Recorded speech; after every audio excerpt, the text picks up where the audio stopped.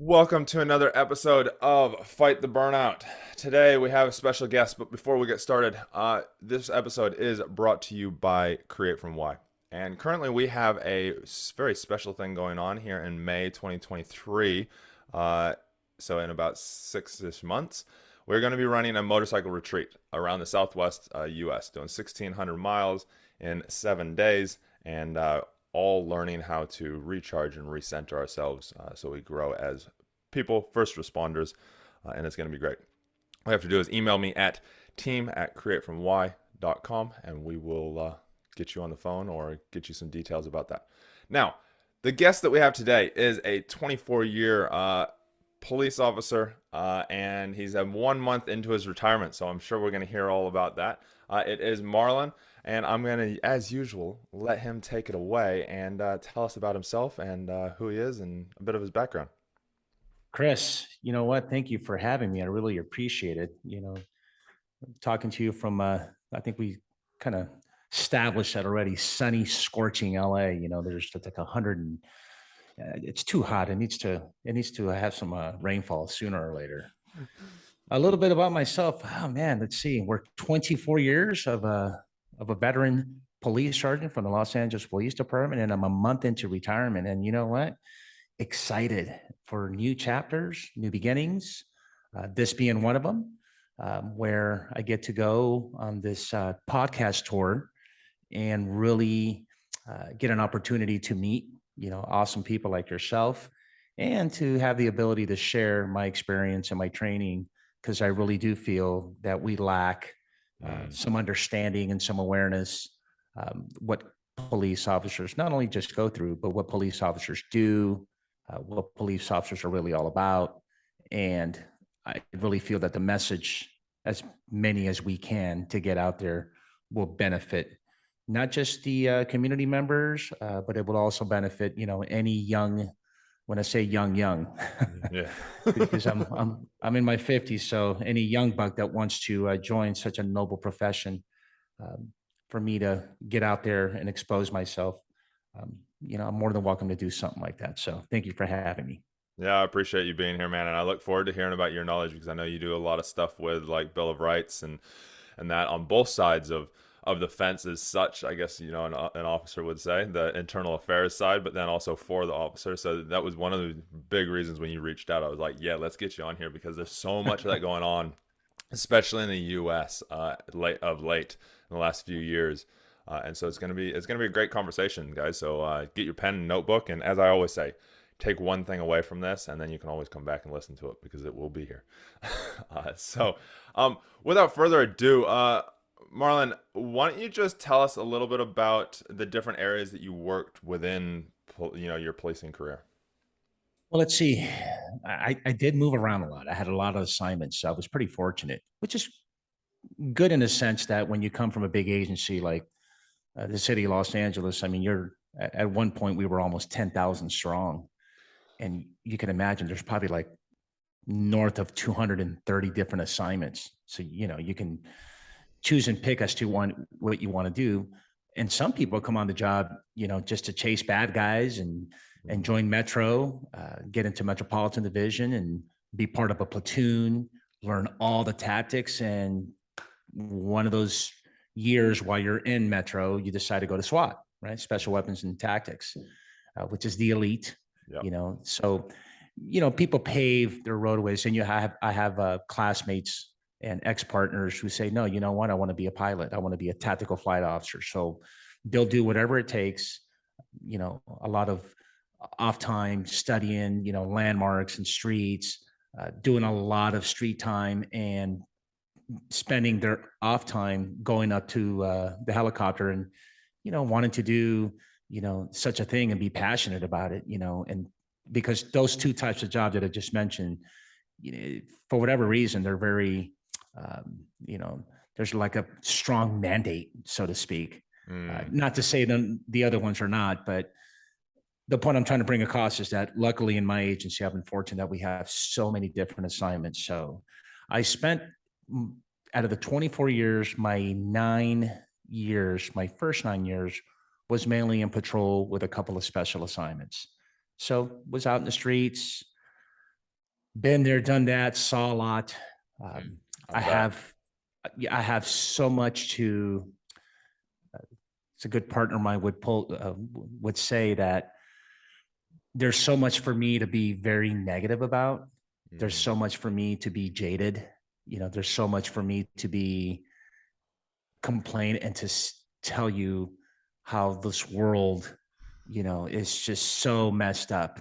What's I mean, I've seen the worst of the worst, yeah. but you know what? I would never let that, you know, dictate the way I would live my life. As I'm older now, looking back, 24 years ago. If anything, I've come out with, such great friendships. Um, Definitely learned a lot about myself. I think this profession really teaches you uh, a lot of growth, Mm, and so in those 9 years, you see the worst of the worst, you know. Um, After those 9 years, I got promoted to sergeant. So when I got promoted to sergeant back in January of 2007, so that takes you 15 years. In those 15 years is where I feel I made the most impact. Why do I say that? Is because that's when I really get to provide some good leadership. I get to learn a mm, lot of leadership, and grab my officers and they're looking at me for some guidance, yeah. you know, and the experience to say, okay, Sarge, hey, what do you want us to do? Or, what kind of plan do we have, going on with this particular incident or whatever. And so in those 15 years, for whatever reason, I just ended up getting involved in discipline. And I kind of ask myself now, it's like, hey, why do you like people's dirty laundry? Why do you like to, you know, talk about snitches and people getting in trouble? Not only people getting in trouble, but people getting in trouble and just don't want to admit it. Yeah. They want to hide, they want to lie, they want to mislead. It's just it. I don't know why, but I just landed like that, Chris. And the only thing that I can think of why I suppose I have a knack or a passion for that is because when I was in the Navy, I served in the Navy.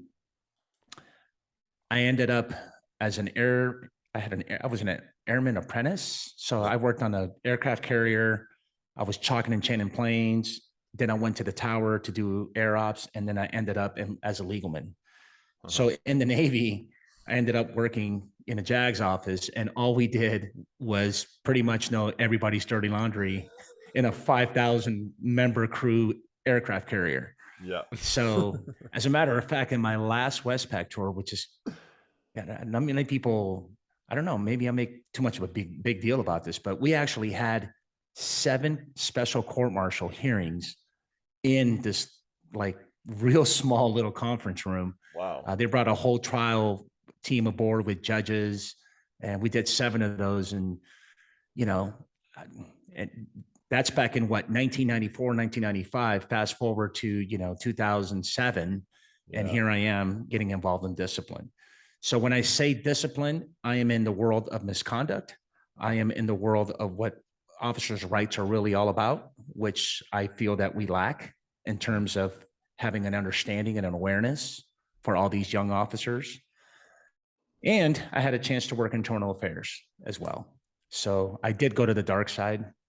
I went to the AKA Rat Squad. Ooh, we're so evil. Yeah. They're out Yeah. to get you. But Yeah. what people don't understand is in my agency, we had this process that we call the border rights hearing. Basically, it's like a mini trial. What Yeah. the chief of police says, he says something along lines like this: look, if you're getting brought up with some serious allegations, you're lying, fraud, some criminal offenses. Let's just say you got some criminal offenses and the charges got dropped, and it doesn't matter. You did the act, right? Yeah. And so those type of serious allegations of misconduct, the chief says, look, I'm going to direct you to go to this border rights hearing. It's like a civil trial. You got a 3-panel member, 2 command staff officers, and 1 civilian, or you can choose a 3 civilian panel member. And I'm going to go ahead and recommend removal. That's what I'm recommending. Mm, But I'm going to let you go to this hearing, and I'm going to let that 3-panel member decide your fate. yeah. Right. And if they decide to remove you when it comes back to me, because it's not binding, it still has to be signed off by the chief. If it comes back to me, And since I said removal and their recommended removal, guess what, man? We're all good to go, right? We're on the same page. But if for whatever reason they decide not to remove you, then all I can do as a chief of police is just reduce your penalty. And Yeah. that's even if there is penalty, because you and I both know is an allegation is just that. We don't know how truthful that allegation is, Yeah. you know. As And, as and as as somebody told me as somebody who told me once, and we used to kind of say on the street, you got his side, you got her side, you got the truth, and then you got actually what happened. yeah, you got actually what happened. And you know what?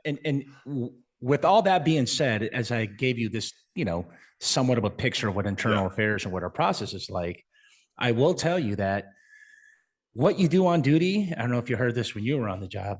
You know what? The Chiefs command staff is pretty forgiving. They Yeah. really are, right? Yeah, they are. You got to do some serious, like, you got to do some like ballsy, crazy, Yeah. dumb, And regularly. idiotic And regularly shit, because as we know from mostly off duty. as we know from Yeah. criminals, we just You, caught you, them doing it once. How many times did they do it before then? exactly. I mean, right. I mean, exactly. It's almost as if it's a crime, you right? Yeah. I mean, Yeah. if you're stupid enough to go in daylight and go like rob a jewelry store with all Yeah. kinds of cameras, Yeah. I mean, that's the kind of stuff that, and again, it's really off duty behavior. And from my experience in my department, anything that happens off duty, the scope is so narrow. I mean, like, Yeah. what is it? Is it macro or micro? Which one's like, I Micro want to is say right. Micro is smaller. micro smaller. So it's a microscopic Yeah. type of analysis that they'll do. And if it's real bad, they're going to fire you, Yeah. And so keep that in mind, because the majority of complaints that the public makes, they come back unfounded. What unfounded means is that it just never occurred. Yeah. Plus with body worn video, it's the same thing. Look, Yeah. people make complaints all the They're time. so minor and the public throws it so out of proportion that it actually comes Yeah, out that it's actually extremely minor and these guys are just going overboard on it. right. But then And I mean, the media loves to oh grab yeah, any of the ones and make yeah. them look like they're so bad. It's yeah. This is the worst thing in the world. Oh my God! And they sensationalize it. Look what It happened happens so here. much. It happen, and it's like, no, it doesn't actually happen Yeah, that much. So for all exactly. those officers listening to that, we're on your side. We're on your side here, but don't do dumb shit, and you won't get dumb responses back. Exactly. You won't get caught up You in the won't get caught system. up in any of the crap. I remember one of my sergeants came to me, and I just want to touch on this because you said about the truth side of things. One of my sergeants came to me and he goes, well, when I first started on his squad, I went to motorways, our version of like highway patrol. Oh, nice. And I went there and we did, because we're all one big police force here. And so I did a stint there for a year. It started as 3 months and I extended it to a year because I was having so much fun. And the sergeant, when I first started, he pulls me in the office, and first thing we do, as you know, if a sergeant or a commander pulls you into the office, you go, do I need to bring the lube, because you're worried you're in trouble. And he goes, no, he's like, I just want to say hi. And I was like, okay, cool. And that was the kind of sergeant he was. And so he pulled me in and he goes, Chris, look, I don't care what you do, just don't do stupid shit, don't get yourself in trouble, but if you do and I ask you on it, be truthful and I'll help you out in any way that I can. Now, I'm not gonna sit there and, if it's illegal, then yeah, you're gonna have to go down that road. But if you get in the shit, just be honest with me and we'll figure it out. And I remember that, and it built that trust instantly that it was like, okay, cool, yeah, I'm an honest guy anyways. I've got honor tattooed on the inside of my arm, so I'm one of those Yeah. guys anyways. But it was one of those things on motorways. People do not like you, man. I got more complaints. I didn't get any complaints on front line, but I got like dozens of complaints there that were all, again, like you said, were nothing. It was actually nothing. And he'd come to me and he'd be like, Chris, what's this one? I was like, yeah, that one I kind of screwed up a little bit, and this is what happened. He's like, okay, cool. He's like, it's not serious. We'll just apologize to the person and we'll move on. Yeah. And that's Yeah. what we did. And I apologized to him. I was like, hey, sorry, yeah, I was doing this. And they're like, oh yeah, no, that's fine. I was like, I was on my way to, it was me speeding in an area of the motorway, and I was actually pace checking somebody, and then the person got off the motorway. And technically, I should have just gone after him, but I had to go to another thing. And he goes, that's not that big a deal.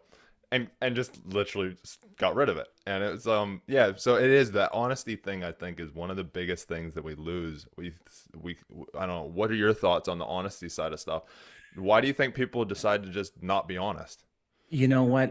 A lot has to do with culture. And I think you know this Yeah. for being on the job. Cop culture is what they call organizational culture, to be professional. But in the end of the day, it's cop culture. Cop culture dictates what you do and what you don't do. And that culture remains until someone decides to, hold people accountable and provide some good leadership and, and change the culture. I can tell you that at one point when I was an advocate putting on these border rights cases, these hearings, there used to be, we had a command staff officer testify during penalty phase for an accused officer, an accused employee that was facing some alcohol related charges. Yeah. Basically, he, so he decides to go to a wedding and he's wearing like loafers, khaki pants, a white shirt, and a coat. And he goes to a wedding, gets hammered, gets completely drunk, gets in his car, and as he's going to the number one lane, he goes to the left lane, right, to make a left. And as soon as he makes a left, party one comes. Well, he is party one. Yeah. He collides with a car so hard that it not only hits that car, but it hits another car as well coming. So it's a three, right? He causes a major collision, right? Yeah. And it ends up in an embankment of like the Rite Aid store, right? One of the cars, airbags deploying, smoke's coming out of the hood. So what does he do? He decides to just run. He takes off from the scene, runs all the way home through the Rite Aid parking lot, and he gets home. And then he's all freaked out, like, oh man, damn, And then he decides to flush his face with water, like, oh my God, I can't believe this happened. And then when he says, oh shit, you know what? I left my gun back in my car. So he puts on gym shorts and a white t-shirt and he decides to go all the way back. By that time, outside agency, this didn't happen in LA. This happened, if you're familiar, way in the Inland Empire. Not familiar with it, but it's like east. Anyways, it's way outside of LA. And they're doing their traffic report and they see this guy, with gym shorts and a t-shirt. And he's just like, wobbling back and forth to the point where they actually had to sit him down. And they're like, can I help you? He goes, yeah, that's my car. He goes, okay. And that's your car? And he goes, yeah, well, okay. He goes, well, I'm an LAPD officer. Oh, so you're an officer. Okay. And I left my gun inside the car. Really? Okay, good. So on tape recorder, the officer, this is all pre-body worn video. Yeah. The officer at scene decides to ask him, listen, you look like you had something to drink. Had you been drinking? First thing he says is, nope. Had a couple of shots of vodka at home. And that's where I have my drinks. 2 shots of vodka. That's it. Okay. Well, I'm going to give you an opportunity to answer that question again. So you know what? You can tell he's trying to help him out. Yeah. And he goes, I'm going to ask you again. Did you have something to drink? Nope. 2 shots, 3 ounces each of vodka at home. That's it. So he ends up blowing like 23 or something like that. The guy was he was sauced, dude. Yeah, that's gone. So the sergeant at scene starts asking him questions about what happened. And he told him the same thing. Nope. I had 3 ounces, 2 shots of vodka at home. So there's false statement number 1, right? Yep. Then they did him the favor to call the watch commander on duty. And they actually had a sergeant roll all the way out to come pick him up after they bucked him, right? Yeah. You secure the gun, say, hey, this is your guy. Here's his gun. Here he is. So on the way, driving him back to his house, and this is where I bring all this up to say that this is where peace officers build our rights, and your rights, you should know, because now you're crossing that threshold line. So the sergeant's driving. He doesn't want to ask him what's going on because you can't, because under a peace officer's bill of rights, you can't. I mean, you don't want to compel, you don't want to incriminate anything that's yourself. said in that car can Yeah, be I used. mean, so I think he says something like, I want to say the accused employee said, sorry, dude, I'm so sorry, man. You have not going to believe, Sarge. You know what? I swear, man, I had 3 ounces, 2 shots at home. So there's false statement number 2. Yeah. And so as obviously the story gets worse, he ends up getting terminated, right? But obviously he was found guilty on like 3 or 4 counts, right? So we move on to the penalty phase, and a command staff officer who likes this guy, right? Pretty much testifies in front of the board members and says something along the lines like, look, when I was a young police officer, I was always told by my old school field training officers that if you ever drink, you always tell them that you had drinks at home, in a way of not getting in trouble, because you never want to admit that you actually were drinking and driving. And that's how cold. And I'm sitting and listening to this guy. And I know this command staff officer. I'm like listening to him going, really, dude? You're actually testifying, saying all that to help this dude out so much. Because you got to remember, the command staff officers are his colleagues. Yeah. Right. So I think at the time it was a deputy chief and a commander. I'm sorry, it was a deputy chief and a captain on the board, the deputy chief being the chair. Yeah. But the testifying witness was a commander. And they knew each other. And he's sitting there going, yeah, you know what? For whatever, when I was young on the job, they used to always tell me, look, if you ever get into DUI or something like that, you tell them that you drank at home. And so, I think he's a great guy, speaking about the accused. I think he's a great officer. I'll have him work for me. I understand he made a mistake, but it's just one mistake. And I'm just sitting there going, So did he get criminally charged as well? No. So I think what ended up happening, because it wasn't, any type of injuries, it got dropped down to, I don't even know if it was reckless driving, but it didn't affect him. And he didn't get a DUI or anything. He didn't get the DUI. I want to say his attorney dropped it down to reckless driving. But even with a DUI, and again, I'm taking you back 15 years ago, about 10, 12 years ago. Today, we forget about it. But back then, I know there was a lesser included offense.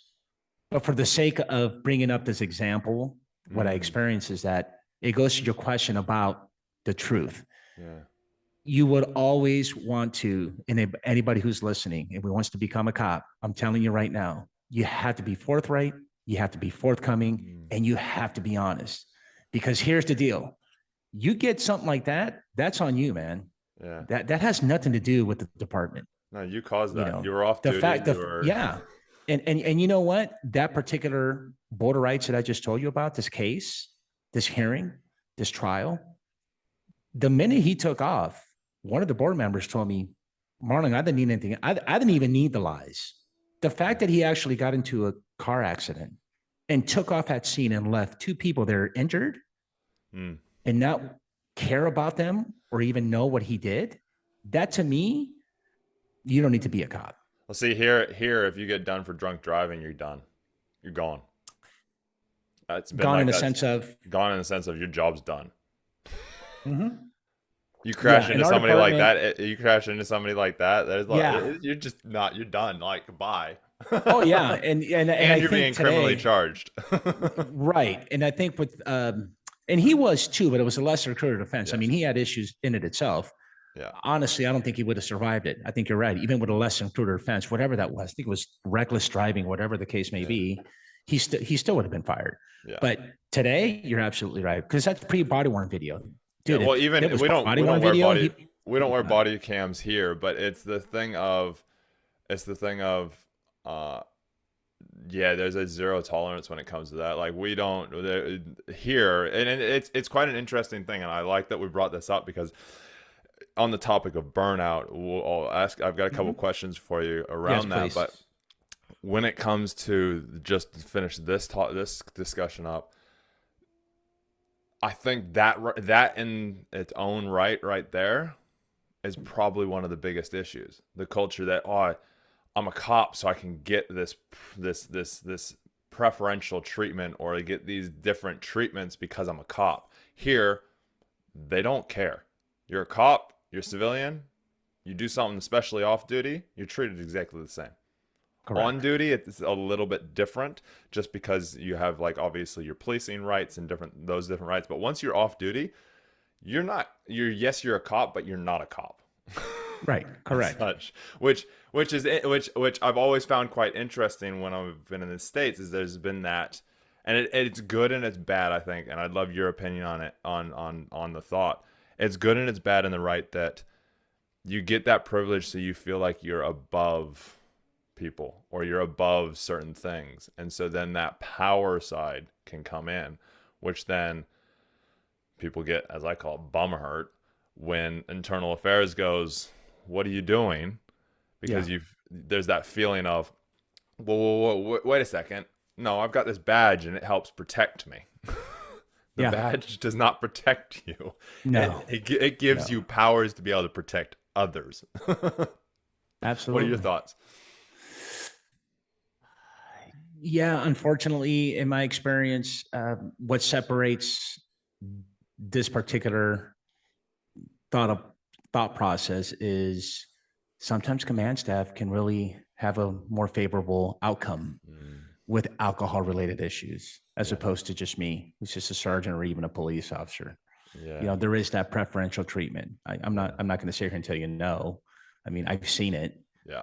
I've wouldn't, and so I've And experienced it's it. changed over the years. It definitely has. You've seen it Yeah, happening, but I I don't think think drastic. I well, unfortunately for your where you're at, you don't have body worn video. Body worn video tells it all, No. man.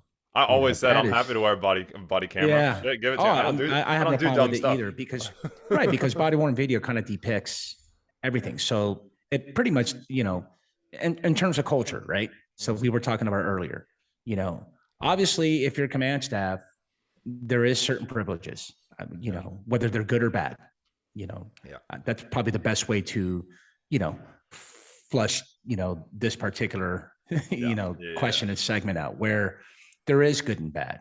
Mm, But the problem is that if you're wearing body worn video, guess what? Even if it's bad, you're just the same as everybody else. yeah, yeah. You know, It's funny um, here. I was on, because when I first started, we started on. We've got, like, the booze bus, and so it literally is just a traffic alcohol.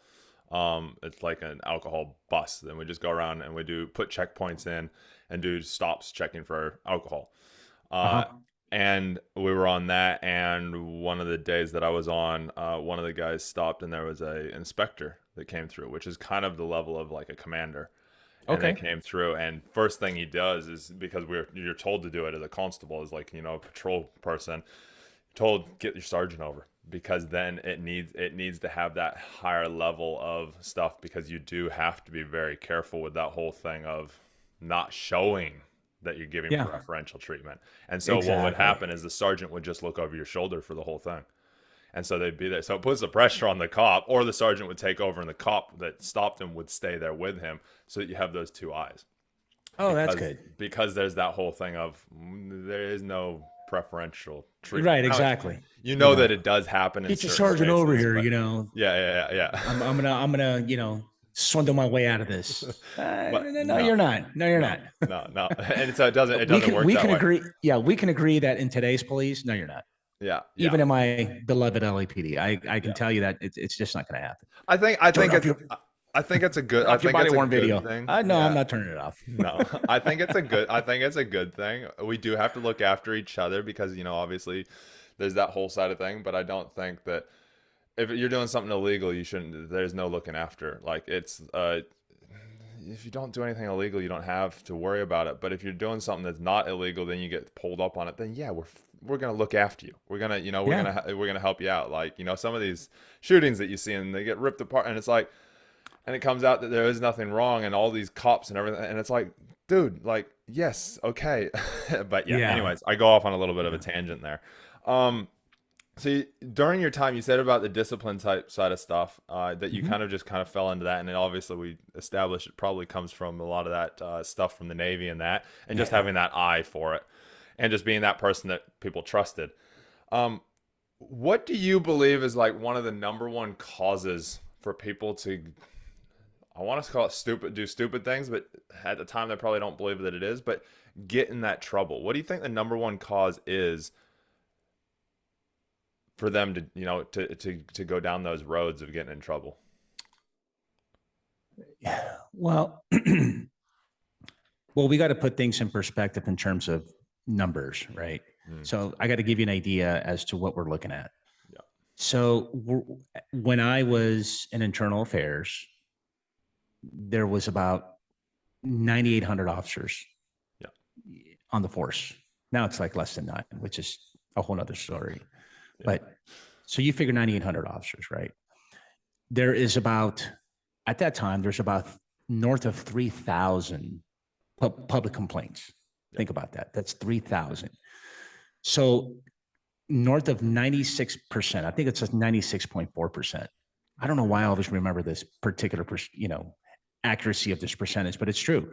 96.4% of all complaints come back unfounded. Yeah. Okay, so think about it. So after 3,096, you have to worry about that 4%. Yeah. Okay. So out of the 4%, not all end up at a board of rights. And we've already established that a board of rights, it's got to be serious allegations of misconduct. Serious misconduct. Yeah. It's got to be serious. I mean, you got to lie. Yeah. In other words, you're compelled in your interview. You can prep. And I've been on the other side as a defense rep. And I will tell the officer, okay, look, you got to fall on the sword. You have to be honest. I'm telling you right now, you're not, I mean, they'll jam you up for, look, it's going to be sustained. Regardless of what you say, it's going to be sustained because it occurred. Yeah. It happened. There's no way around it, But if you start misleading the investigator or you start lying, well, hey, and they have video and you start telling them, well, you know what? I was on First in LA, and they're telling you and showing you the video. Look, you know what? You weren't on Tuesday at 5 p.m. on First in LA. What were you? That's my point. So it's the pressure, the immaturity. It's a good way to describe it, that gets you in trouble. But it's only 100. I think at one point we had 100 border rights. So look what we talked. And out of the 100 border rights, I want to say about maybe half, 50% of them were directed. The other half were opted. In other words, you and I are in the car, Chris and Marlon, and we get brought up some allegations of neglected duty or discourtesy or whatever. It comes back sustained, and then you and I get a 5-day suspension. What? Whoa, 5 days. That's way too much. This is our first offense. So we're going to go on, or we'll say, no, that's not what happened. That is not what happened. The department, I read the entire investigation. I read the rationale. I read everything. I got served. And you know what? It didn't happen. And this didn't occur. So guess what? I'm going to opt for a border rights and plead not guilty because that's the right thing to do. Right. Yeah. So those are opted border rights. So if I'm telling you about 50% of those are boards, that's 50 boards. So you do the numbers. If you're looking at about 50, exactly, you're looking at about 0.001% of the entire department that gets into some serious, serious trouble and face some serious allegations. And so when you ask me the question, what causes it? I think that small fraction of officers is because they just they're afraid. They think that they're going to get away with it. And they think that my story is solid. And they probably think that internal affairs are like dumb investigators. And, and if it's on duty, it's even worse. Some I've had where it's on duty. They do stupid stuff. I had a case where this guy had on-call court for traffic. He had an on-call court for a felony case in the morning. Dude, he decides to tell the DA, you know what? Hey, can you cover for me? Because I don't want to go to afternoon court for a traffic ticket. Can you keep us here? She's like, what are you talking about? You're dismissed. I don't need you guys anymore. Well, if it's okay with you, can you cover for me? Because I don't want to go to it. Not only that, then he calls the traffic court in the afternoon and says, hey, you know what? Show me at criminal courts.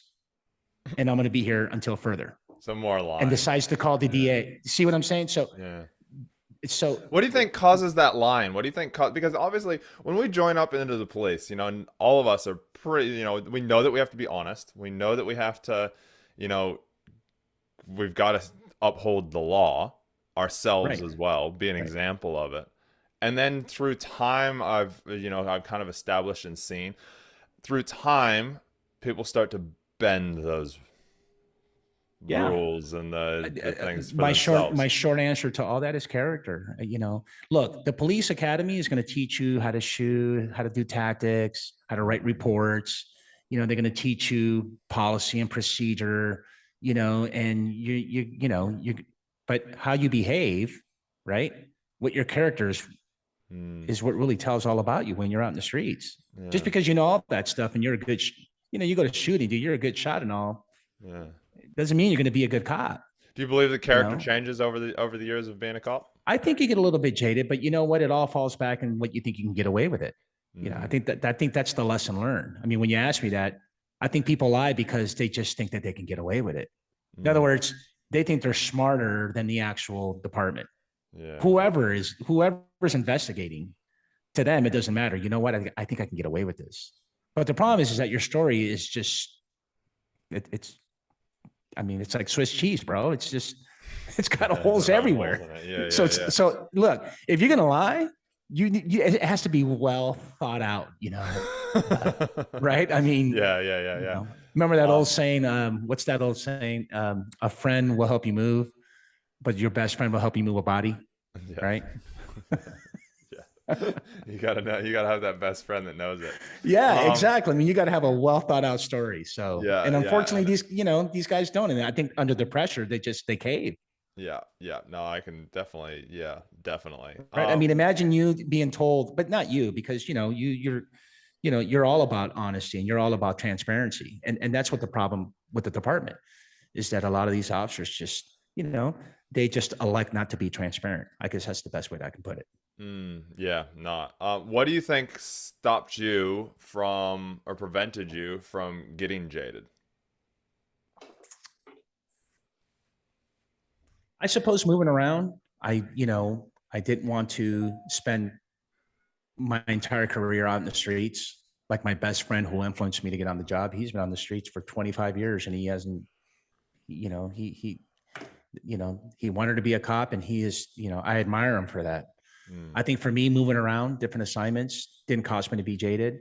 And I think more than anything is the service, because remember, just because I worked internal affairs and I served for the chief of police and prosecuted cops, right, for serious alleged misconduct, uh, by no means it makes me jaded. If anything, I think you can agree. I don't think you want a dirty, lying cop on your department, no, right? no. Nobody does, not you, but anyone wouldn't want that. But I went to the other side and defended cops because I really felt, more than anything, even in internal affairs. And when we had a really good bashing session on internal affairs, as much as I love my beloved, IA and LAPD, we don't get it right. We don't. Mm, The quality, look, I've done about 30 plus of these hearings at a Board of Rights. There's only been maybe four, maybe a handful that really deserved and truly were, you know, legitimate fireable yeah. terminations, right? All the other ones are just like, I mean, come on, you wasted our time. We sat here for 3 or 4 days to hear all this testimony.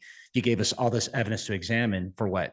To get this guy an OR, like, a paper penalty is what we call it, like, Yeah. official reprimand. I mean, what, 2 days? You guys couldn't settle this? I used to always get that a lot. Hey, Marlon, dude, how come you guys didn't think about settling this?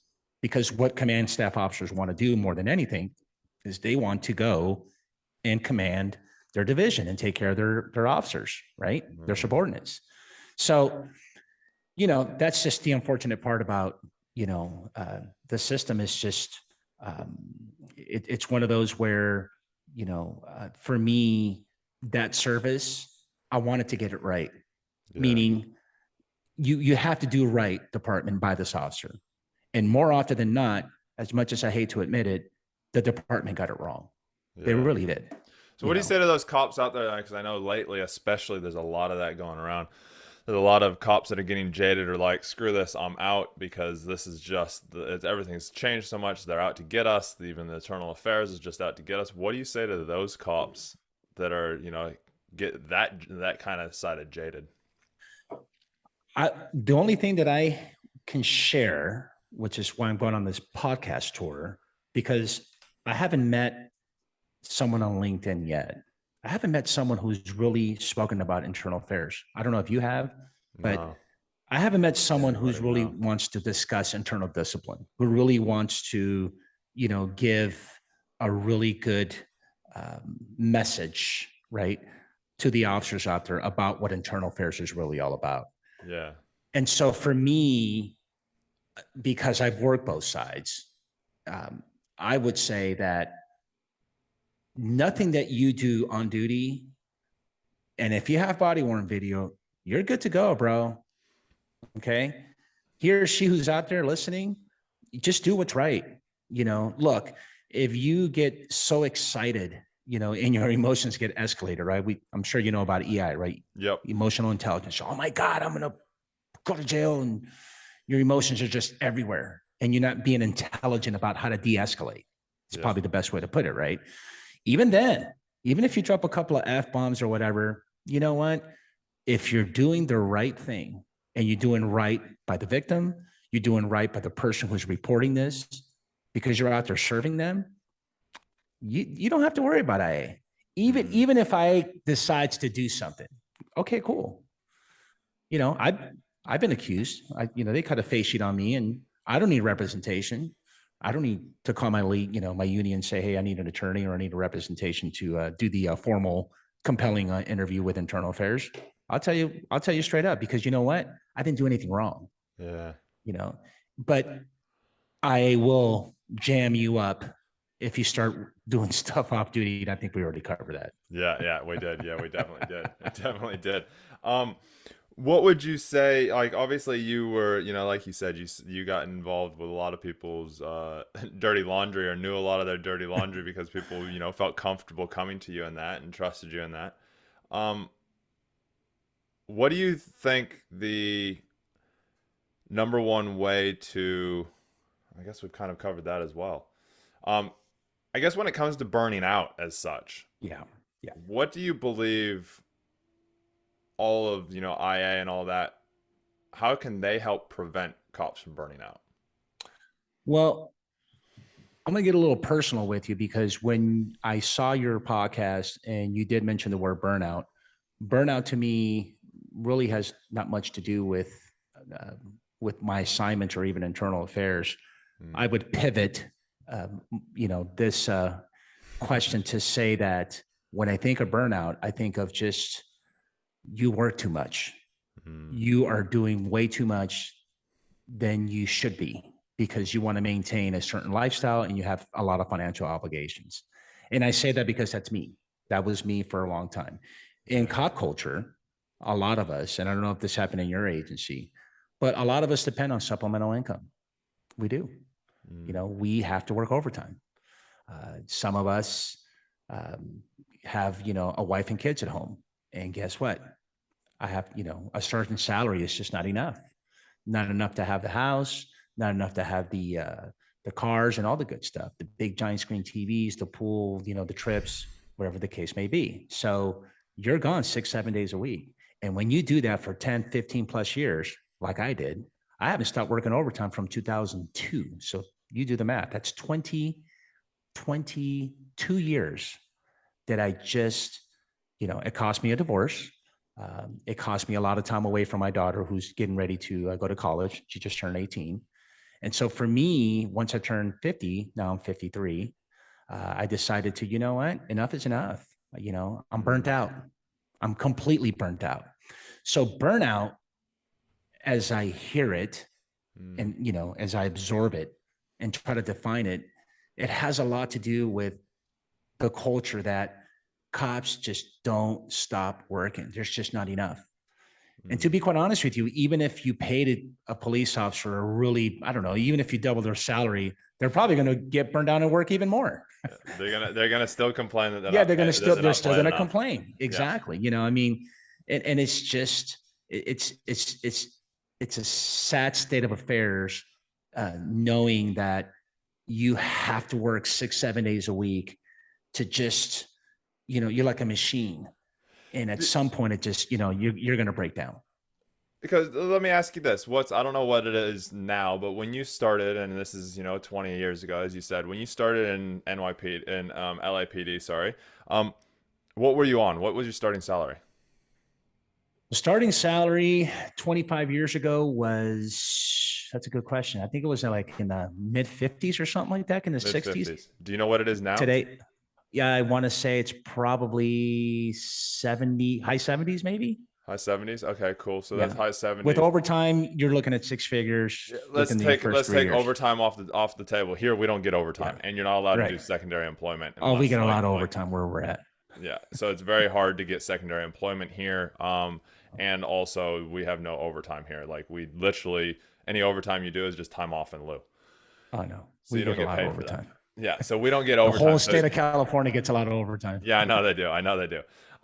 So my thing here is though is it if you stripped overtime away, Mhm. if you just got rid of overtime, said no more overtime, we're not doing overtime, get more staff, pretty much, Uh-huh. which is what would have to happen. If you said no more, or you just jobs would pile up and all that kind of Uh-huh. other stuff, there'd be flow on effects from it, but it'd move through it. If you got rid of the overtime and you got rid of and you made it like it is here, secondary employment, no Okay. the overtime, I see where you're going with you this. just have your hours, Okay. you just have those hours. How do you think it would change burnout? You're asking me personally? I'm asking you personally. It wouldn't change because I gotta have I gotta have my RJ1s, bro, and I gotta go to the bar and get my I have to have my old fashioned. I gotta have my big screen TVs. I probably would have looked for another job. You know, um, burnout. Well, from a personal standpoint, it would have got rid of the burnout. Yeah. But from a professional standpoint, regardless, you're going to get burned out. Yeah. And I think what happens is that you get so jaded. You really do. Mm. I mean, I would imagine, I don't know if you know this or not, but in LAPD and a lot of agencies, well, small agencies, is they have a cap, a limit on certain assignments. Mm. So in other words, you can work detectives for 5 years and then you got to move. Well, You know, mentally, it kind of mentally keeps changes. it kind of keeps morale going. But some people do. I haven't seen. I mean, these suicides that I've experienced. My partners who've committed suicide in my 24 years. I'm going to go in an opine that it probably didn't have to do with the job. It had a lot to do with what they were going through at home. You reckon it's what they're going to at home, or is it you reckon it's what they're taking from the job and taking home? I Because want to say it's probably more. there is a study done out of I think Oh, you know it was more than this than yeah, I do, but it was I done can tell you from. it was done on NYPD, and they did a study on how much trauma police officers see versus civilians, and it's 18 times as much in the first year as a civilian will see in their life. Yeah, you know what? So do you I believe would. taking that home is actually what then causes the home Yeah, issues, which then absolutely. I causes think more it. work issues Oh, and bounces back? absolutely. I would. I wouldn't deny that. What you see at work and what you experience were is not a contributing factor to Mm. having suicidal tendencies. Of course not. I do agree with you. I just think that what happens at home is really amounts to pressure. Oh, You yeah, know, yeah. I wouldn't deny that. tremendously. As a matter of fact, I don't know if you heard this or not, but some guys when they're at home, married with like 3 kids, dude, they love to go to work. It's like a vacation. Yeah. You know. And it's interesting you say that because I burned out. I don't know if you're familiar with my story or some of your listeners that will be listening to this and that, but my story, I burned out after 7 years, 7.5 years in the police, so hardcore that I wanted a divorce. When we went to, and I almost cheated on my wife, and it wasn't necessarily that I wanted to be at work, but I just didn't want to be doing anything. Like I was, Correct. and it had nothing to do with what I was doing at work or the money I was earning or the hours that I was working. It had to do with this thing up here, the thing on top of my Yeah. shoulders. Yeah. And I went to the counselor, and the counselor goes to us. She goes, 80% of people won't make it through this. Wow. She said 80% of couples will not make it through where you guys are right now. That was 5 years ago. My wife and I are still happily, even more happily married than we ever have been. Good. And the reason God bless you. for thank The you. 20, you're the It's 20%. it's We're yeah, really happy about that. and it's not without hard work. And the reason that I say this is because with what you were saying, I want to also reiterate the fact of we take shit home. And the counselor turned to me and she goes, she had both of us tell our stories, didn't say anything in between, just said to my wife, Kristen, Kristen say what's going on, and then Chris say what's going on, or maybe it was vice versa. And she turns around afterwards, she asked a couple of things back and forth, some clarifying stuff, and then afterwards she goes, yes, you guys have some stuff going on in your relationship. But she's like, Chris, you're so burned out, you can't see through the glass. You can't see through anything. Yeah. And it's affecting everything at home. And I was like, and my cop brain was like, bullshit. Yeah. Yeah. Yeah. This Yeah. is all her Totally. fault. Yeah. And she goes, Chris, you're so burned out, you're drained Yeah. so much by work that when you come home, there's nothing left of you. Absolutely. She's like, you're so drained by giving so much that you're never giving to yourself. Oh, absolutely. And I turned around in my mind, turned around and said, screw you. You hate cops. You want one less on the street. That's why you want me to take a break. Yeah. Yeah. Yeah. Now, come a few sessions later, I told her this, and she's like, yeah, that's the little voice in your head trying to keep you in control. Like, Correct. keep you on Because we that always want line. to keep in control. Yeah, we want to Absolutely. keep it, I wanted to say that because I believe that yes, your home life, they do affect each other. If you have a crap home life going on and you have somebody, and I've talked to and interviewed cops and that where they've had sadistic and from their side of the story, crazy, partners that then Yeah. affects them at work. But work can also affect that as well. You got in a relationship to start with for a purpose. So as we kind of wrap up, because I know we're kind of running to the max of time now, what are your thoughts on that real quick? And then I got one last question for you. I would say that you have definitely touched on something very, very important in terms of burnout, in a sense that what you experience at work, you do bring it home, and that's what pretty much molds you. It really does. You're made so numb to emotions that you know you just at home it's just nothing there. It's like you've seen blank. And Mm, so therapy is very, very important, yeah. and so I would only say that my only thoughts are, get the help that you need, because I'm the first one to tell you, even though my ex-wife and I, 12 years later in divorce, are the best of parents and we get along extremely well. I would never want to see, that's not something that I condone, is, Mm, to just part ways, because even though it's conflict, you never know, especially for your kids more than yeah. anything. I think you touched on a thing there, and it's the thing that I talk about all the time. Make sure you don't identify as a cop. Know your own identity. Yeah, absolutely. Because if you Very well identify as a said, my cop, friend. it will drain you 10 times as fast, and you will become emotionally numb, like I did, and I have seen so many other Yeah. officers. Um, Two last questions for you. One, if people want to get in touch with you, how do they go about doing it? Well, let's see. LinkedIn. Mm-hmm. We can definitely leave the LinkedIn. So first name Marlon, Marlon. Last name Marrache, Marrache. And bro, I'm excited. I did my first episode yesterday. I got to do a lot of editing on my podcast. I'll send you my pre-launch on Cool. our private. You can just share it with your with your audience. That's the best way. My IG is police discipline together, right? Police Cool. discipline. That's my IG handle. And last but Perfect. not least, my Facebook is going to be Marlon Marrache again, Marlon Marrache. And Perfect, then man. for YouTube, it's going to be details D/TAILS. Be on the lookout for that. And we're good, bro. Perfect. Awesome, man. Well, I'll put all those in the description down below. And I always like to ask this one last question before we Yes, wrap up. sir. What is your top tip to self happiness? That's a good question. Top tip to self happiness: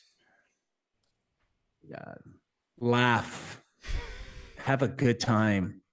If you're not laughing, you're not enjoying your life, man. You know, I would say laugh and you know, don't don't don't let don't let the little stuff bother you, man. Mm, So many other things that can bother you. You know, what's that saying? Don't sweat the small stuff. yeah. And just try to laugh every day as much as you can and have fun. Yeah. Be cool, right? Nah, I love it. I love it. Well, thank you, Marlon, for being here today. This is another episode of Fight the Burnout, where we bring you first responders and people that can help first responders to not burn out. So if you like this episode, make sure you like, subscribe, wherever it is that you're watching this. Make sure you share it out to somebody else that you know will get something out of this. Hey, if there's some internal affairs stuff going on, make sure you send this out to them. They'll get some good tips out of this as well as that burnout side. Remember, you are in control of yourself. You're the only one that has control of your own decisions, your own mind, and your own thinking. You can either think that the world is horrible or you can think that it's amazing. And guess what? There's always going to be horrible shit. There's always going to be amazing shit. So which one do you want to focus on the most? And that will become your outcome. So again, thank you for listening and watching. And till next time, remember, my motto is train hard, test easy, because we're always being tested. So we may as well train for them all so they're nice and easy. Thanks again.